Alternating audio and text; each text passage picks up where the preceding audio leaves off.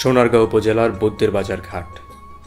অত্র অঞ্চলের মানুষজন ও মেঘনার জনগণের হৃদয়ে এক আবেগময় নাম।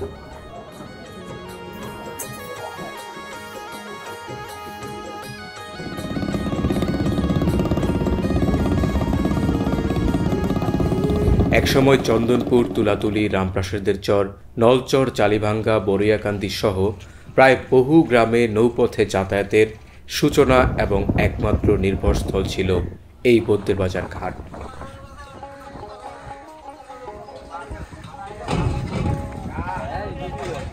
যদিও ভৌগোলিকভাবে এটি সোনারগাঁও উপজেলার অন্তর্ভুক্ত, তবুও ঘাটটির সঙ্গে সবচেয়ে নিবিড় যোগাযোগ মেঘনা উপজেলার জনগণের।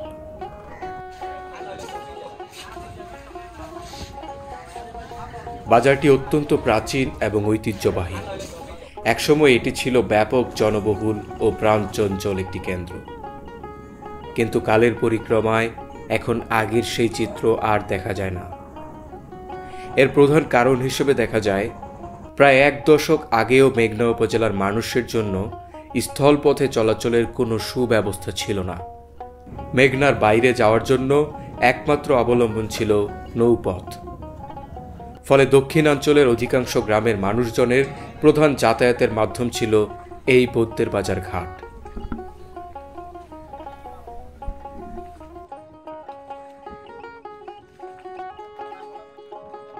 তবে কালের বিবর্তনে এখন উন্নয়নের ব্যাপক ছোঁয়া লেগেছে মেঘনায়।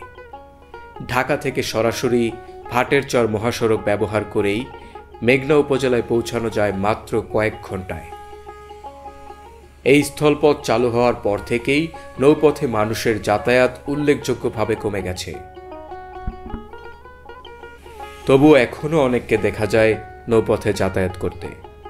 কেউ যান রাস্তাঘাটের বিড়ম্বনা, যানজট এড়িয়ে চলতে, আবার কেউ যান গ্রাম ও নদীর প্রতি মমতা ও ভালোবাসার টানে। নদী দিয়ে বয়ে চলার মাঝেই যেন অনুভব করেন এক অন্যরকম প্রশান্তি।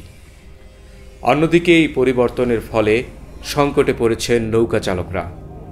যেখানে আগে প্রতিটি ট্রলার ঘন্টায় ঘন্টায় ছেড়ে যেত, এখন যাত্রী সংকটে প্রায়ই অবসর সময় কাটাতে হয় চালকদের। জীবিকার তাগিদে অনেকেই যুক্ত হয়েছেন ভিন্ন ভিন্ন পেশায়।